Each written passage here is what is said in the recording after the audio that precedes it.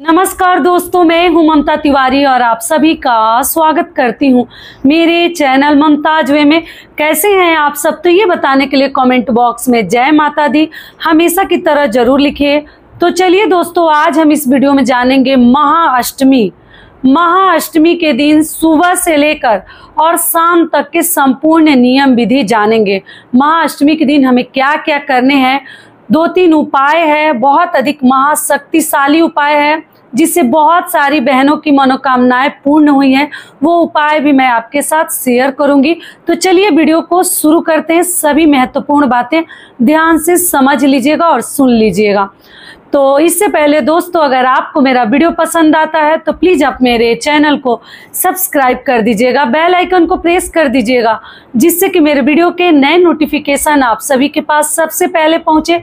तो चलिए शुरू करते हैं और सभी महत्वपूर्ण बातें जान लेते हैं। तो सबसे पहले दोस्तों आपको बता दूं कि देखिए, कुछ लोग 10 अक्टूबर दिन गुरुवार को अष्टमी का व्रत रख रहे हैं, पूजा पाठ कर रहे हैं, और कुछ लोग 11 अक्टूबर को दिन शुक्रवार को अष्टमी का व्रत रख रहे हैं, पूजा पाठ कर रहे हैं। तो इसके लिए कई वीडियोज डालकर समझा चुकी हूँ, आप लोग देख लीजिएगा। इसमें डिटेल बताऊंगी, वीडियो बड़ा हो जाएगा। आप लोग जिस दिन भी कीजिएगा, अष्टमी के दिन के संपूर्ण नियम आपको बताती हूँ। तो देखिए, अष्टमी के दिन सुबह सवेरे हमें उठकर और लाल या गुलाबी वस्त्र हमें धारण कर लेनी है। करने के उपरांत हमें क्या करनी है, अपने घर की पूजा पाठ, घर में जैसे हम प्रतिदिन मंदिर में पूजा पाठ करते हैं, साफ सफाई करते हैं, वैसे करके माता को लाल पुष्प मिल जाता है तो जरूर अर्पित कीजिए। और हमें दीपक की भी पूजा कर लेनी है, कलश की भी पूजा कर लेनी है, जो कि हम प्रतिदिन करते आ रहे हैं, वैसे हमें पूजा पाठ कर लेनी है। उसके बाद से आप जो है माता को श्रृंगार की चीजें या तो आप घर में चाहे तो चढ़ा सकते हैं, या आप मंदिर जा रहे हैं तो मंदिर में भी चढ़ा सकते हैं। रह गई नारियल, तो नारियल अष्टमी के दिन माता को हम भोग में चढ़ाएंगे, ठीक है। तो नारियल आप लोग पूछे हैं दीदी सूखा गोला वाला नारियल या पानी वाला नारियल, तो सूखा गोला वाला नहीं चढ़ता, पानी वाला नारियल हमें चढ़ानी चाहिए।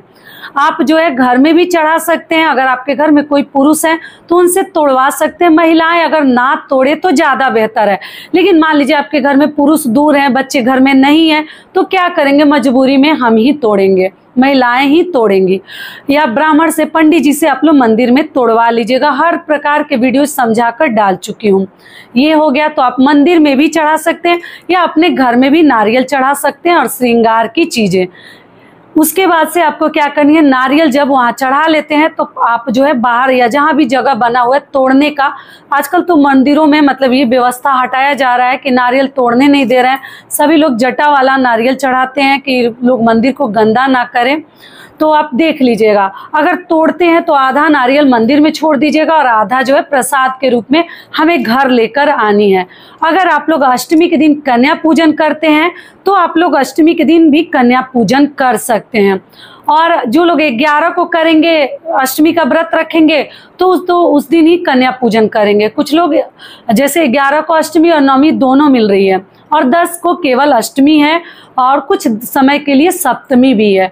तो आप लोग देख लीजिएगा, ठीक है। जिस दिन भी व्रत करते हैं, कन्या पूजन अगर आप लोग चाहें तो अष्टमी के दिन भी कर सकते हैं या नवमी में कर सकते हैं। उसके लिए अलग से वीडियो आप लोगों को जरूर मिल जाएगी चैनल पर। कन्या पूजन के हर विधि, कन्याएं ना मिले तो उसके लिए वीडियो डाली हूँ, आप लोग देख लीजिएगा। उसके आगे हमें क्या करनी है कि देखिए, आप लोग जैसे माता को अष्टमी के दिन हम खोइछा भरते हैं, तो कुछ बहनें पूछी हैं दीदी खोइछा क्या हम मंदिर नहीं जा सकते, दूर है, तो घर में भर सकते हैं। तो जी, आप घर की माता का जो है, जहाँ आप लोग फोटो प्रतिमा रखी हैं, पूजा पाठ कर रही है, वहीं पर पीले वस्त्र में या लाल सूती का हो, मलमल का कपड़ा हो, या जो भी आपके पास नया कपड़ा होना चाहिए, उसमें हम चावल, आप चाहे तो पाउडर वाली भी हल्दी ले सकते हैं या गांठ वाली ले सकते हैं।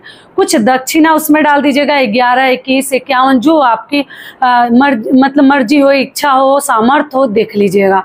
उसके बाद से आप उसमें कोई मिठाई भी डाल सकते हैं, या और जैसे बिंदी और सिंदूर का पत्ता डालकर हम घर में भी माता को खोइछा चढ़ा देंगे। उसमें से 2 दाना चावल निकाल लीजिएगा और अपने चावल के ड्रम में, जहाँ भी आप लोग चावल स्टोर करते हैं, उसमें डाल दीजिएगा। क्योंकि पूरा मतलब उड़ेल कर हमें किसी को खोइछा नहीं देनी चाहिए, 2-4 दाना हमें ज़रूर निकाल लेनी चाहिए। मैं हमेशा खोइछा डालकर आप लोगों को शॉर्ट वीडियो दिखाती हूँ, लोग देख लीजिएगा। तो माता भी तो कन्या के समान है, तो आप लोग देख लीजिएगा। बेटी की विदाई जैसे करते हैं वैसे हमें करनी चाहिए। तो खोइछा देकर मंदिर में देते हैं तो वहीं पर आप लोग छोड़ दीजिएगा, वो ब्राह्मण ले लेंगे या जो भी होगा उसका होगा, आपको उसकी चिंता नहीं करनी है। कुछ लोग पूरी हलवा चने से खोइछा भरते हैं माता का, और लौंग इलायची डालकर आप लोग पूजा पाठ कर लीजिएगा, जो कि प्रतिदिन हम कर रहे हैं। छाक देते हैं, और पान का पत्ता अगर मिल जाए तो पहले ही व्यवस्था करके रख लीजिएगा। मंदिर जाते हैं तो अष्टमी के दिन पान का पत्ता मिले तो ज़रूर चढ़ाइएगा, लौंग इलायची के साथ हम छाक देते हैं।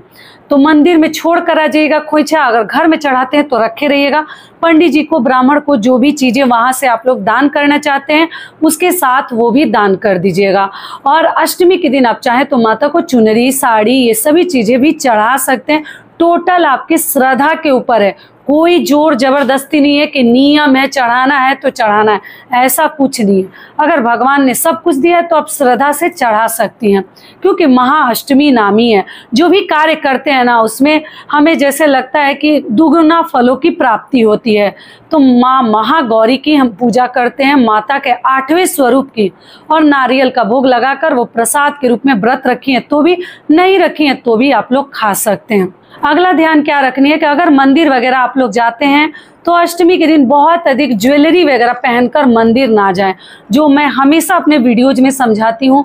कहीं भी भीड़ भाड़ में उस लायक अगर वहाँ का सोसाइटी नहीं है, एरिया नहीं है, तो ज़्यादा सोना चांदी पहनकर मंदिरों में ना जाएं, क्योंकि बहुत सारे मतलब धार्मिक लोग ही नहीं जाते हैं धर्म लेने के लिए, बहुत सारे अधर्मी भी जाते हैं जो कि चोरी के नियत से ही जाते हैं, छिनताई के नियत से ही जाते हैं।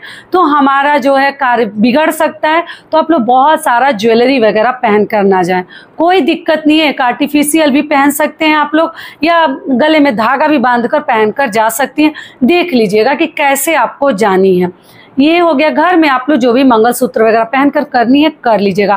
पैरों में महावर वगैरह अष्टमी के दिन लगा लिया जाता है, सिंदूर लगा लिया जाता है। कुछ बहनें पूछी हैं कि 9 दिनों में हम नहीं लगाए हैं तो क्या महाअष्टमी को लगा सकते हैं? जी बिल्कुल, श्रृंगार करके ही हमें माता की पूजा करनी चाहिए। घर में करें या आप मंदिर में करें, लेकिन अष्टमी के दिन आप लोग अपना श्रृंगार कर लीजिएगा, ठीक है। अगला ध्यान आपको क्या रखनी है कि अष्टमी के दिन पान का पत्ता का तो बता ही चुकी हूँ। आपको जो भी उपाय करनी है, आप लोग बोलिए दीदी कौन उपाय। एक बहन मेरी लिखी है, दीदी आप अष्टमी का उपाय बताई थी तो उससे मेरी मनोकामना पूर्ण हुई है। तो बहुत सारी बहनें उसके नीचे लिखी हैं, दीदी कौन सा उपाय, कौन सा उपाय। तो चलिए मैं बता देती हूँ। उन्हें पुत्र की प्राप्ति हुई है, वो बहुत खुश हैं, तो बता देती हूँ। देखिए, महाअष्टमी के महा उपाय, पहला उपाय है कि आपको मन्नत करनी है कि हे माता रानी हमारी ये मनोकामना पूर्ण हो जाएगी। हम कोई शर्त नहीं लगाते हैं, अपने श्रद्धा से माता से हम प्रार्थना करते हैं। तो हम आपको चुनरी चढ़ाएंगे, या तो जो बियाहुती चुनरी होती है ना, शादी के बाद जो ओढ़ाते हैं लड़कियों को विदा करते हैं, उसके लिए भी आप मन्नत कर सकते हैं। या चुनरी प्रिंट लाल साड़ी का भी आप लोग मन्नत कर सकते हैं कि हम लोग आपको माता ओढ़ाएंगे चुनरी, ठीक है। अगर हमारी ये मनोकामना पूर्ण हो जाएगी तो ये मन्नत आप लोग कर सकते हैं। और जब जिनकी पूरी हो गई है वो अष्टमी के दिन ही माता को चढ़ाएंगे। और मैं तो कहूँगी चढ़ाने के बाद आपको लेनी नहीं चाहिए। अगर जो ले लेते हैं, देखिए अपनी अपनी मर्जी है, अपने अपने तरीके से लोग करते हैं, लेकिन माता को अगर वस्त्र स्वरूप आप कुछ चढ़ाते हैं तो लेनी नहीं चाहिए। अगर प्रसाद के रूप में लेना है तो ले भी सकते हैं, लेकिन अगर छोड़ दे तो ज़्यादा बेहतर है। ये क्लियर हो गया। तो आप लोगों का अगर मन्नत पूरा हो जाता है तो लोग कितने कितने सोना चांदी भी माता को चढ़ाते हैं, हीरे जवाहरात चढ़ाते हैं। तो चुनरी और साड़ी प्रिंट ये सब तो बहुत छोटी चीज़ है, तो आप लोग देख लीजिएगा। उसके बाद अगला हमें जो उपाय क्या करनी है, सभी उपाय नहीं करनी है। जैसे वीडियो डालती हूँ आप लोग पूछने लगते हैं दीदी सभी उपाय करने हैं। जी नहीं, जो भी उपाय बताऊंगी उसमें से कोई एक उपाय जो सरल आपको लगे, जो आप कर सकते हैं, आपके लिए आसान हो, उसी उपाय का आप लोग मन्नत कीजिएगा, मन ही मन।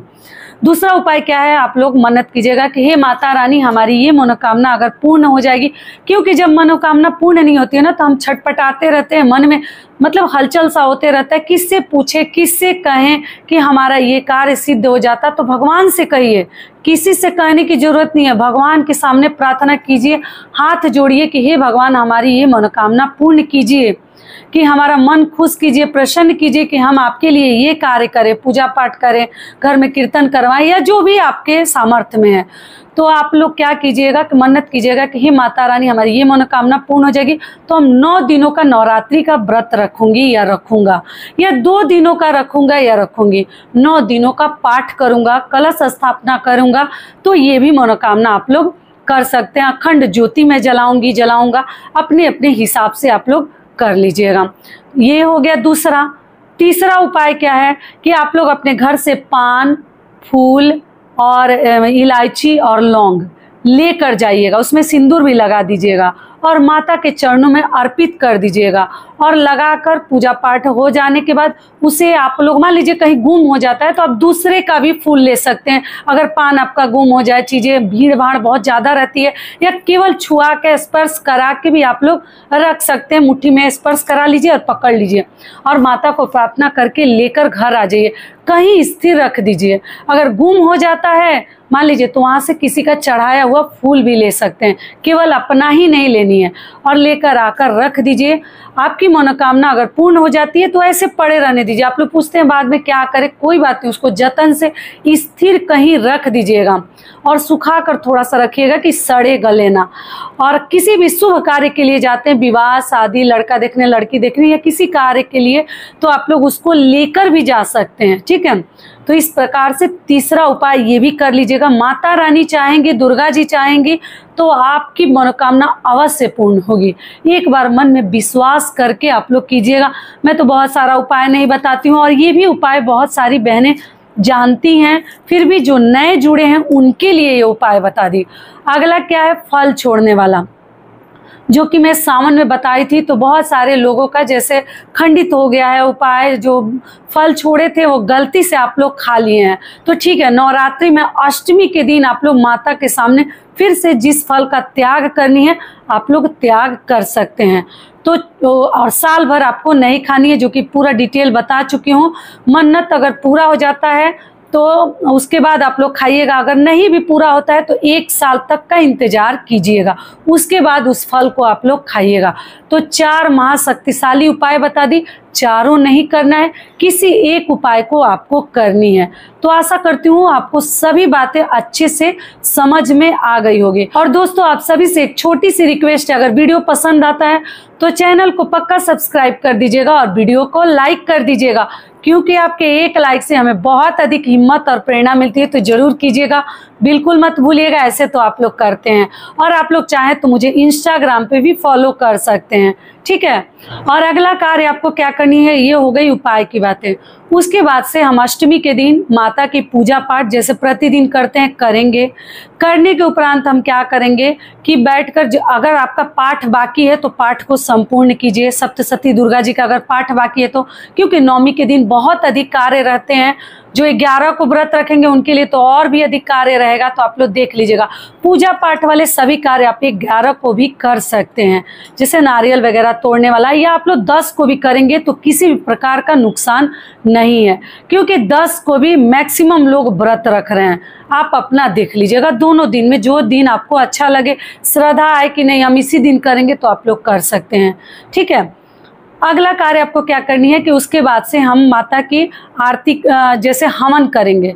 छोटा भी हवन करें, बड़ा करें, लेकिन हवन उस दिन जरूर करनी है। और अष्टमी के दिन जो लोग कन्या पूजन करते हैं वो कन्या पूजन भी करेंगे। हवन भी आप लोग अष्टमी के दिन छोटा बड़ा कर सकते हैं। 11 को जो व्रत रखेंगे हवन करेंगे, उन्हें तो पूर्ण आहुति उस दिन करनी है। हवन करने के बाद जो है हम माता की आरती करते हैं। आरती करने के बाद जो है हम कन्या पूजन करते हैं। और कलश आप लोग मत हिलाइएगा, नवमी भी लग जा रही है 11 को, तो कलश आपको नहीं हिलानी है। कलश जैसे 12 अक्टूबर को दिन शनिवार को हमें हिलानी है, 10:58 से पहले हिलानी है। नवमी में ही कलश हिलाया जाता है, तो इस बार आधा आधा लग गया है। तो आप लोग 11 अक्टूबर को आप लोग कलश ना हिलाएं, विसर्जन ना करें। ठीक है, कन्या पूजन कर ले, बाकी सभी कार्य आप 11 को कर ले। और आप चाहें तो अष्टमी को भी कुछ कार्य कर सकते हैं, व्रत पूजा पाठ खोइछा सभी कर सकते हैं, कोई दिक्कत नहीं है। और आप चाहें तो 11 को भी कर सकते हैं। तो 11 को करते हैं तो पूर्ण आहुति उस दिन आपको करनी है और उसके बाद से कन्या पूजन करेंगे। तो आशा करती हूँ सभी बातें अभी आप लोगों के समझ में आ गई होगी। और जो लोग नवमी के दिन व्रत खोलते हैं वो अपना खोलेंगे, और जो लोग अष्टमी को खोलते हैं वो अपना व्रत अष्टमी को खोलेंगे। ठीक है, जिस दिन आप व्रत रखते हैं, जो 2 दिनों का रखते हैं, उसके अगले दिन व्रत खोलेंगे। आप 10 को रखते हैं तो 11 को खोलिएगा, 11 को रखते हैं तो 12 को खोलिएगा। लेकिन जो 9 दिनों का व्रत रखे हैं वो 10वीं के दिन ही व्रत खोलेंगे, 12 अक्टूबर को।